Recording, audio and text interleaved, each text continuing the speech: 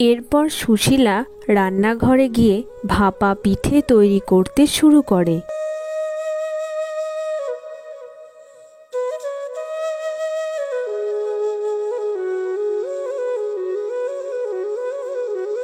জানো বৌমা, বয়স যখন অল্প ছিল তখন আমিও রতন আর কাননকে পিঠে করে খাওয়াতাম। আর এখন এই হাঁটু ব্যথা নিয়ে আর সেভাবে কিছুই করতে পারি না।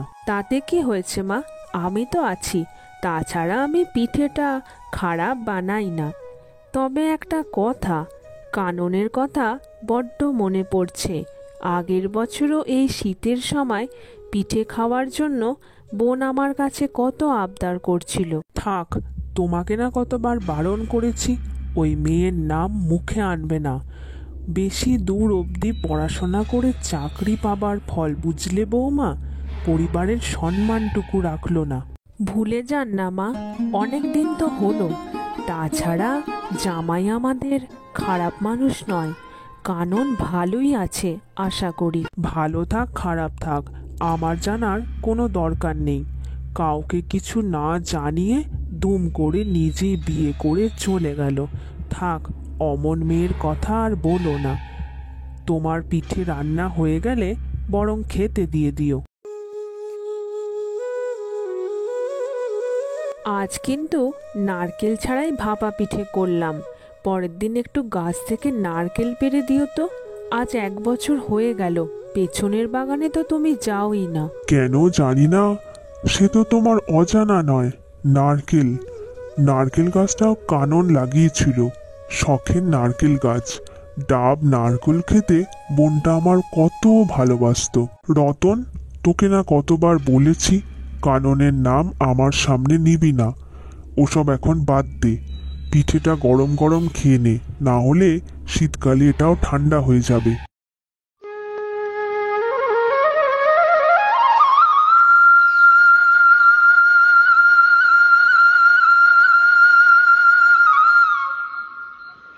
হ্যাঁ গো, আমি অফিস যাচ্ছি। তোমার আজকে অফিস ছুটি থাকলেও আমার আজকে ছুটি নেই। শোনো, দুপুরে রান্না বান্নাগুলো তুমি বরং সেরে নিও। আমি এখন অফিস চললাম। সে তো বিয়ের পর থেকে আমি রোজ রান্না করি, এ আর নতুন কথা কি? বুঝলে কানন, একটা কথা ভাবছিলাম। এটা শীতকাল, সবার বাড়িতেই পিঠে পুলি হচ্ছে। আমারও খেতে খুব ভালো লাগে, তবে আমি যে পিঠে পুলি রান্না করতে পারি না। সে তো আমি তোমাকে বিয়ের আগেই বলেছিলাম। অফিসের কাজ করে দিতে পারলেও আমি রান্না বান্না পারবো না, সোজা কথা। আর পিঠে পুলি ওসব তো আমার দ্বারা হবেই না। তবে হ্যাঁ, বিয়ের আগে বৌদির হাতে পিঠে পুলি খেয়েছি, কত সুন্দর পিঠে পুলি বানাতো। আমারও খুব মনে পড়ে ও বাড়ির কথা। আমারও কপাল, বুঝলে কানন, ছোটবেলায় মা বাবাকে হারিয়েছি। ভেবেছিলাম বিয়ের পর তোমার মাকে পেয়ে নিজের মাকেই পাবো, তাও আর হলো না। আমারও কপাল, বিয়ের পর মা বাবা দাদা বৌদির কথা কত মনে পড়ে। কিন্তু কি করব, হুট করেই যে বিয়ে করে নিয়েছিলাম। আর মাও যে বলেছিল আমি যদি ওই বাড়িতে যাই, মা ওই বাড়িতে আর থাকবেই না।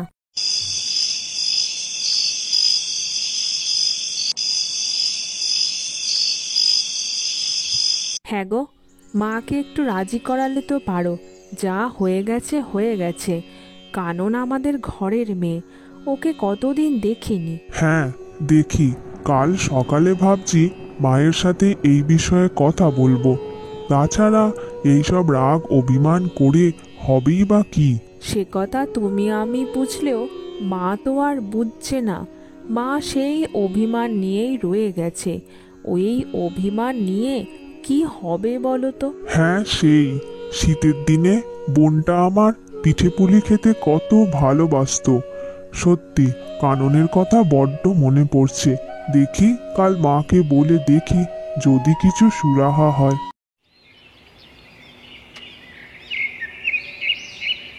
দেখো মা, আমার মনে হয় কাননের ওপর রাগ অভিমান করে থাকাটা আর ঠিক হবে না। আজ 1 বছর হয়ে গেল বোনটা আমাদের ঘরে আসেনি। তোমার কি কাননের জন্য একটুও মন খারাপ হয় না? কানন আমার একমাত্র মেয়ে, মন খারাপ হবে না তা কি করে হয় রে রতন? কি করে যে তোদের বলি, মেয়েটাকে দেখার জন্য আমারও বুকটা কষ্টে ফেটে যায়। থাক, কাননেরও তো আমাদের কথা একবারও মনে পড়েনি। এই 1 বছরে কানন তো আসতে পারতো আমাদের সাথে দেখা করার, কই সেটা তো করেনি। কি করে আসতো মা? কানন যেদিন বিয়ে করেছিল সেদিন তুমিই বলেছিলে ও যদি এই বাড়িতে আর আসে কোনো দিন, তুমি এই বাড়ি ছেড়ে চলে যাবে। তাই হয়তো ও আসতে পারে না, হয়তো ওরও আমাদের মতোই কষ্ট হয়, কিন্তু মুখে কিছু বলে না। হ্যাঁ তাই তো, রতন তো ঠিকই বলেছে। আমি তো এটা কখনো ভেবে দেখিনি। সেই একটাই তো মেয়ে, আর এত অভিমান করে হবেটাই বা কি? পিঠে পুলি খেতে মেয়েটা কত ভালোবাসে। না, এবার দেখছি মেয়েটাকে ডাকতেই হবে। তাহলে আর কি, তুই তাহলে কাল সকালে যা, গিয়ে কানন আর আমাদের জামাইকে নিমন্ত্রণ করে আয়। ওরা কদিন এখানেই থাকুক। এই তো মা, এতদিনে তাহলে তুমি মেনে নিয়েছো। আমি কালই গিয়ে জামাইকে বলে আসবো, যাতে জামাই আর কানন আমাদের বাড়ি খুব তাড়াতাড়ি চলে আসে। কি ব্যাপার বলো তো, আজ এত কিছু রান্না করে রেখেছো? মাছ মাংস কোনো কিছু বাদ দাওনি। বলি, কিছু ভালো খবর আছে নাকি গো? হ্যাঁ কানন, একদম ঠিক ধরেছ। আজ সত্যিই খুব আনন্দের দিন। আজ তোমার দাদা এসেছিল আমাদের নিমন্ত্রণ করতে, ওই বাড়িতে যাওয়ার জন্য। শুনলাম তোমার মায়ের নাকি আগের মতো আমাদের উপরে আর রাগ নেই। সুতরাং এর থেকে আনন্দের আর কি হতে পারে? তাই এতগুলো রান্না করলাম। তুমি সত্যি বলছো? দাদা এসেছিল, মা আমাদের মেনে নিয়েছে, আর ওই বাড়ি যাওয়ার জন্য বলেছে? সত্যি, এর থেকে আনন্দের আর কিছুই হতে পারে না। আমরা কালই চলে যাব। ঠিক আছে, তাহলে তাই হবে। দুজনেই অফিসে ছুটি নিয়ে কালই চলে যাব। বৌমা, কাল রতনকে বলো বাজার থেকে ভালো মাছ মাংস সব যেন নিয়ে আসে। প্রথমবার মেয়ে জামাই ঘরে আসছে বলে কথা। সে নিয়ে আপনি কিছু চিন্তা করবেন না মা। প্রথমবার জামাই আসছে বলে কথা, শুধু তো আর পিঠে পুলিয়ে খাইয়ে রাখা যায় না, তাই সব বাজার কাল করে আনা হবে। তুমি ঠিকই বলেছিলে বৌমা, নিজের মানুষদের ওপর রাগ অভিমান করে কিছুই হয় না। মাঝখান থেকে কেবল সুন্দর সময়গুলোই আমাদের জীবন থেকে হারিয়ে যায়।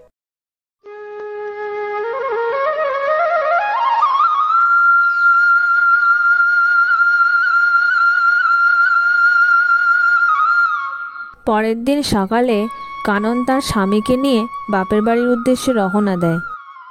দাদা, বৌদি, কতদিন পর তোমাদের দেখলাম। আজ প্রায় 1 বছর পর তোমাদের সাথে দেখা। কি যে আনন্দ হচ্ছে বলে বোঝাতে পারবো না। আয় কানন আয়, তুই ছিলি না, ঘরটা কত ফাঁকা হয়ে গেছিল। 1 বছর তুই আসিসনি, তুই এসে যেন সেই ফাঁকা জায়গাটা আবার ভর্তি করে দিলি। তা আমাদের জামাই কোথায় কানন? তাকে ভেতরে আসতে বলনি কেন? আমি জামাইয়ের জন্য লুচি আলুর দম রান্না করে রেখেছি, জামাইকে একটু খেতে দিয়ে আসি চলো। তাকে নিয়ে কোনো চিন্তা নেই, সে বাইরে বসে আছে। তা বৌদি, শীতকালে এসেছে, তোমার বানানো পিঠে পুলি আমাদের কিন্তু করে খাওয়াতে হবে। সব খাওয়ানো হবে। শুধু তাই নয়, তুই ছিলি না বলে এতদিন পেছনের নারকেল গাছ থেকে নারকেলগুলো পাড়া হয়নি। আজ আমি আর জামাই মিলে নারকেল পেড়ে নিয়ে আসি, তারপর সেই নারকেল দিয়ে সুন্দর সুন্দর সব পিঠে বানানো হবে, আর সবাই একসাথে জমিয়ে খাওয়া দাওয়া হবে। ঠিক আছে দাদা, তাই হবে। সবাই মিলে একসাথে জমিয়ে খাওয়া দাওয়া হবে।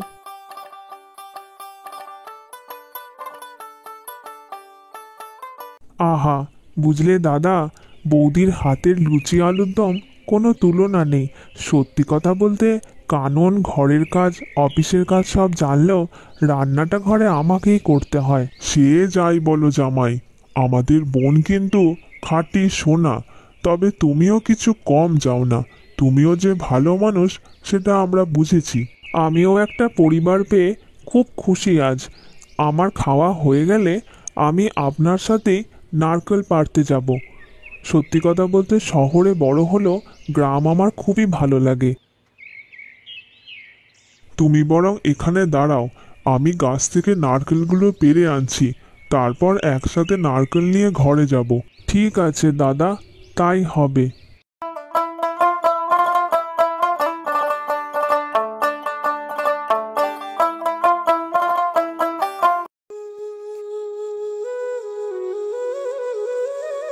যাই বলিস কানন, তোকে ছাড়া শীতকালের পিঠে পুলিটা ঠিক জমছিল না। কতবার তোর কথা মনে পড়ছিল। আজ তুই আর জামাই এসে আমাদের খুব ভালো লাগছে। আমারও খুব আনন্দ হচ্ছে। তাই তো অফিসের ছুটি নিয়ে বেশ কয়েকদিনের জন্য চলে এসেছি। শীতকালে জমিয়ে পিঠে পুলি খাবো আর সন্ধেবেলায় সবার সাথে জমিয়ে আড্ডা।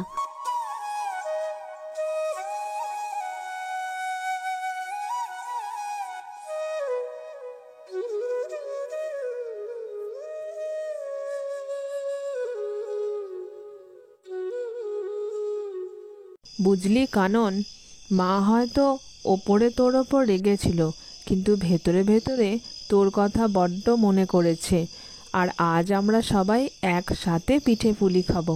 সত্যি কথা বলতে দিদি, আমাদের দুজনে যা রোজগার করি তাতে টাকা পয়সার অভাব নেই, কিন্তু শুধু টাকা পয়সা থাকলেই যে সব হয় না। আপনজন কাছে থাকারও একটা দরকার আছে। এই যে আজকে সবাই একসাথে আছি, আজ ভীষণ খুশি। বুঝলি কানন, তুই যে এসেছিস আমি খুব খুশি। সবাই মিলে একসাথে পিঠে পুলি খাওয়া হলো, কত আনন্দ হলো। আগের দিনও খেয়েছিলাম, কিন্তু আজ যেন সবাই মিলে একসাথে খাওয়া দাওয়ার আনন্দটাই আলাদা। সে তো একই কথা আমারও মা, আমারও খুব আনন্দ হচ্ছে। তোমাদের সবার সাথে একসাথে খাচ্ছি। গত 1 বছরে এটা সম্ভব হয়নি।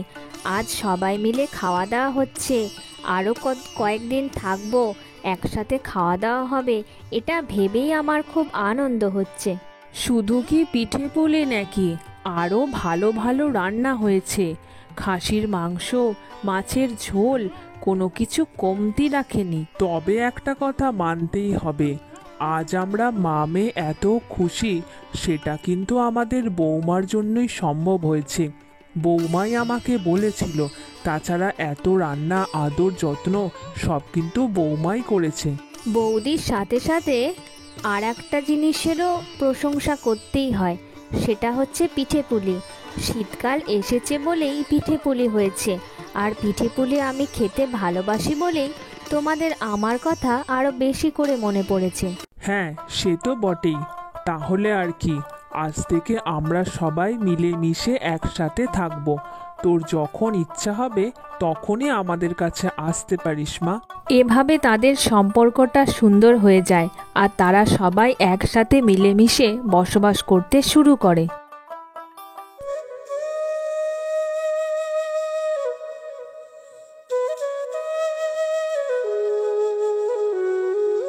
গরম আলুর চপ আর মুড়ি, উফ দিদি, সত্যিই তুমি ধন্য।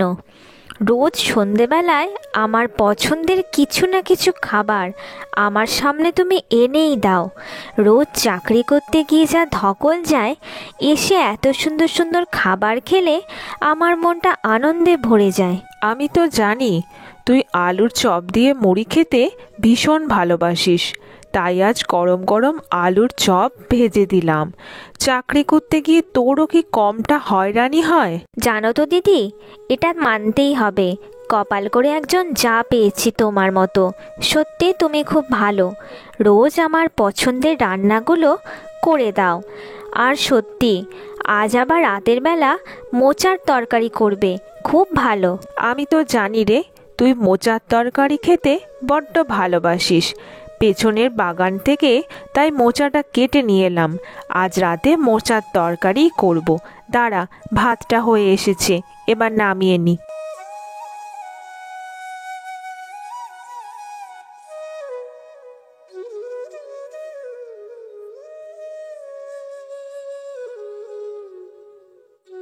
তুমি পারো বটে দিদি, রোজ রান্নাঘর সামলাও, বেলায় বেলায় রান্না করে সবাইকে খেতে দাও, যার যেটা পছন্দ তাকে সেরকমই রান্না করে দাও। এটা কি কম ধৈর্যের ব্যাপার? আমি হলে তো পারতামই না, কবে ছেড়ে পালিয়ে যেতাম। রান্না করতে যে আমি ভীষণ ভালোবাসি রে। শুধু কি তাই, সবাইকে রান্না করে খাওয়াতেও ভীষণ ভালোবাসি। তাই তো বেলায় বেলায় রান্না করতে আমার এতটুকু ক্লান্তি লাগে না। আচ্ছা দিদি, তুমিও তো আমার মতো চাকরি করতে পারতে, মাস গেলে মাইনা পেতে, নিজের শখ আহ্লাদ পূরণ করতে। কত ভালো লাগতো বলো তো। যাই বলো, এরকম সংসারে 365 দিন কাজ করা আমার দ্বারা বাবু হতো না।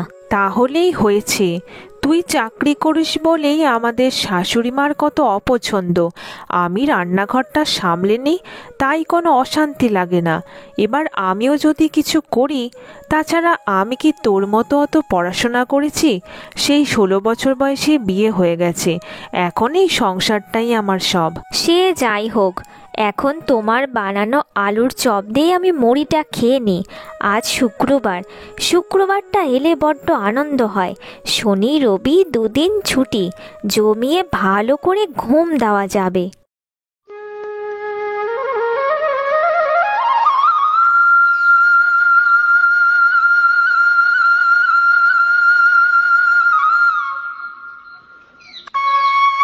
এই নিন মা, আপনার দুধ চা।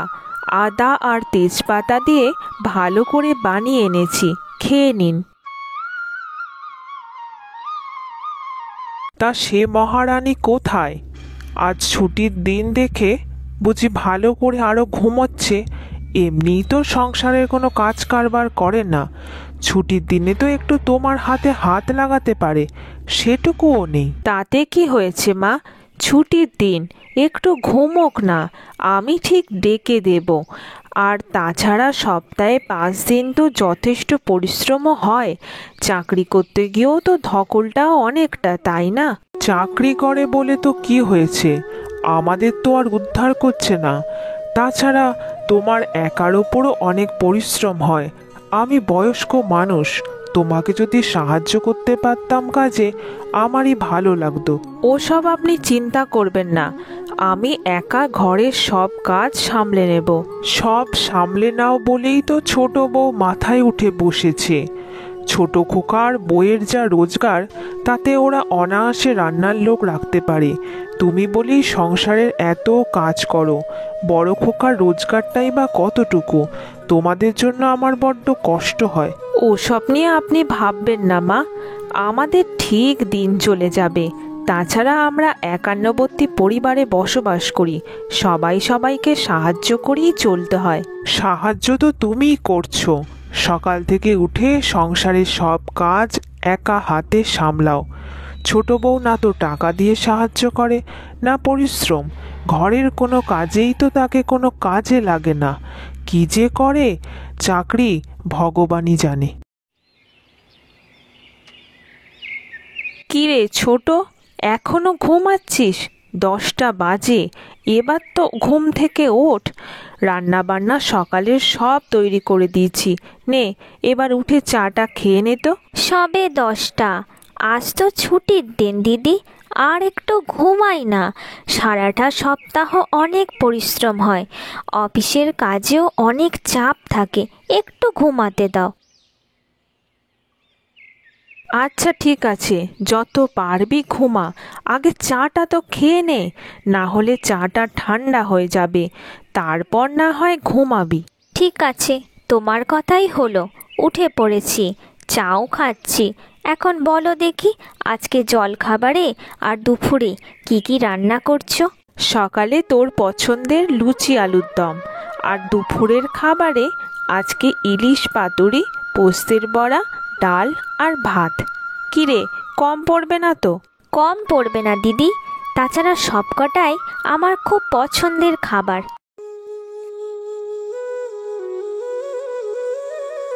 বড় খোকাকে কে বলেছিল এত দাম দিয়ে ইলিশ মাছ আনতে?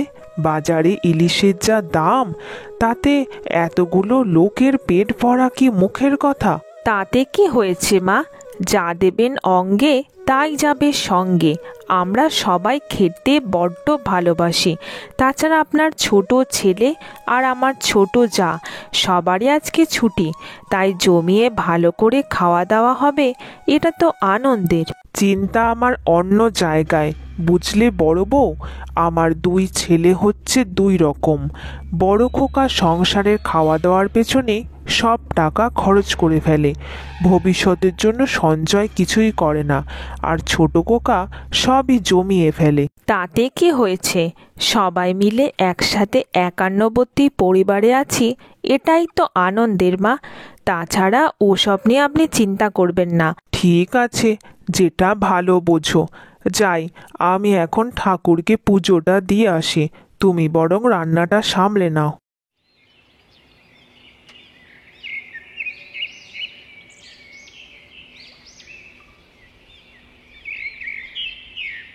সত্যি দিদি আমাদের জন্য কত ভাবে, রোজ এত ভালো ভালো রান্না করে দেয়।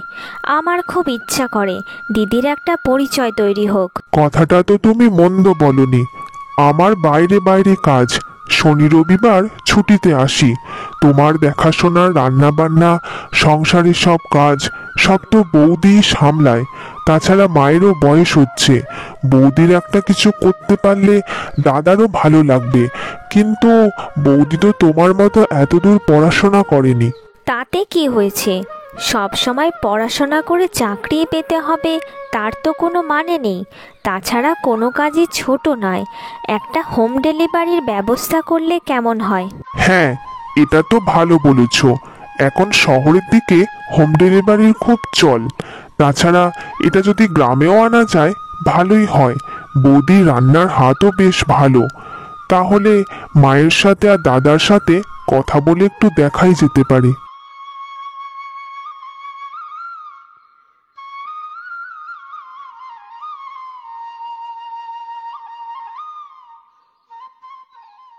বুঝলে বউ, তোমার সাথে একটা কথা ছিল।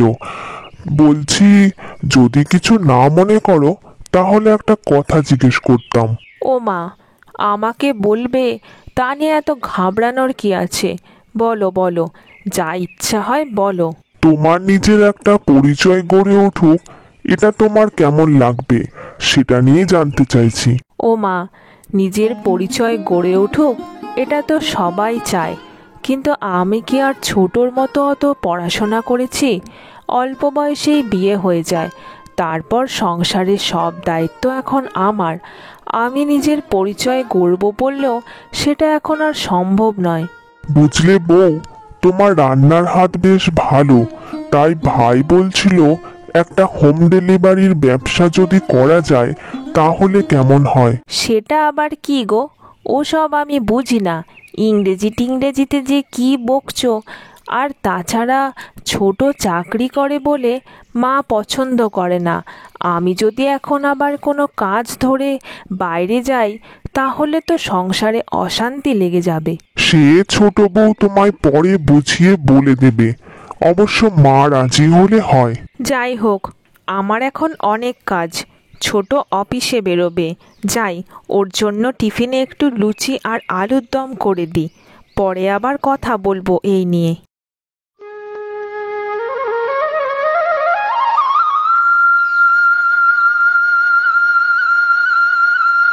আসি গো দিদি, তুমি না থাকলে সত্যি আমার চাকরি করা সম্ভব ছিল না। রোজ টিফিন করে দেওয়া, খাওয়া দাওয়া সবটা সামলে নাও। ঠিক আছে, শোন, সময় করে খাবারটা খেয়ে নিবি। তোর পছন্দের লুচি আর ঘুগনি আজকে করে দিয়েছি। আর এসে বলিস তো ওই হোম ডেলিভারি কি? ওসব আমি সব বুঝিয়ে বলে দেব। আর আজ রাতে মায়ের সাথেও আমি কথা বলে নেব, তুমি সে নিয়ে চিন্তা করো না।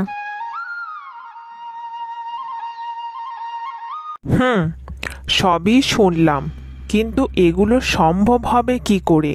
তুমি তো সকাল থেকেই অফিসে বেরিয়ে যাও, ঘরের একটা কাজও করো না। বড় বৌমাও যদি এবার ঘরের কাজে মন না দেয়, সংসারটা চলবে কি করে? সেদিকে ভেবে দেখেছো একবারও? চাকরি করাও সহজ নয় মা, রোজ অনেক পরিশ্রম, অনেক ধকল। ঠিকমতো কাজ না করতে পারলে অফিসের বস কথা শোনাতে ছেড়ে দেয় না। তার থেকে বরং দিদি ঘরে বসে রান্না করবে, তারপর সেই রান্না গ্রামের বিভিন্ন জায়গায় পৌঁছে যাবে, যারা যারা খাবার অর্ডার দেবে তাদের কাছে। এটা তো ভালোই মা, রাজি হয়ে যান না। আমি এতদিন ভেবেছিলাম তুমি শুধু নিজের কথাই ভাবো ছোট বৌমা। তুমি যে আমার বড় বৌমার কথাও ভেবেছো, এটা শুনে খুবই ভালো লাগছে। হ্যাঁ, বড় বৌমা চাইলে করতেই পারে, আমার কোনো আপত্তি নেই। হ্যাঁ, আর একটা কথা, আপনার ছোট ছেলেকেও কিপন ভাববেন না। তার জমানো টাকা দিয়ে সে দোতলা করবে, তখন একতলা ঘরটায় দিদির রান্নার জন্য একটা ঘর করে দেওয়া হবে, আর একটা হোটেলও। সবাই তখন নিচে এসেই খেতে পারবে। এখন না হয় হোম ডেলিভারিটাই চলুক। সত্যি রে ছোট, তোরাও আমার জন্য কত ভাবিস। দেখলেন তো মা, আমি বলেছিলাম না আমাদের ছোট বউও যথেষ্ট ভালো। তবে হ্যাঁ ছোট বৌমা, তুমিও রান্নাটা বড় বৌমার কাছে একটু একটু শিখে নিও। প্রতিদিন না হয় করতে হবে না, কিন্তু বড় বৌমা অসুস্থ হলে তখন তুমি একটু সামলে নেওয়ার মতো শিখে নিলেই হবে। ঠিক আছে মা, আমার কোনো অসুবিধা নেই। তাহলে কাল থেকে আমরা দুই বউ ঘরের কাজ আর বাইরের কাজ দুটোতেই সমানভাবে পারদর্শী হয়ে উঠব।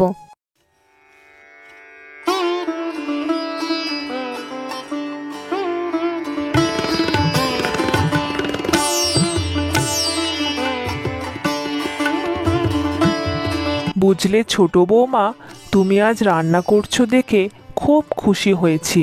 মাঝে মাঝে এভাবে সাহায্য করলেই হবে। আমার অবর্তমানে এই একান্নবর্তী পরিবারটাকে এমনভাবেই টিকিয়ে রেখো। আপনি আবার কোথায় যাবেন? দিব্যি সুস্থ থাকবেন, আর আমাদের সাথে থাকতে হবে। নাতি নাতনির মুখ দেখে তাদের বিয়ে দেওয়া অবধি থাকতে হবে। আপনার এই একান্নবর্তী পরিবার নিশ্চয়ই টিকে থাকবে মা।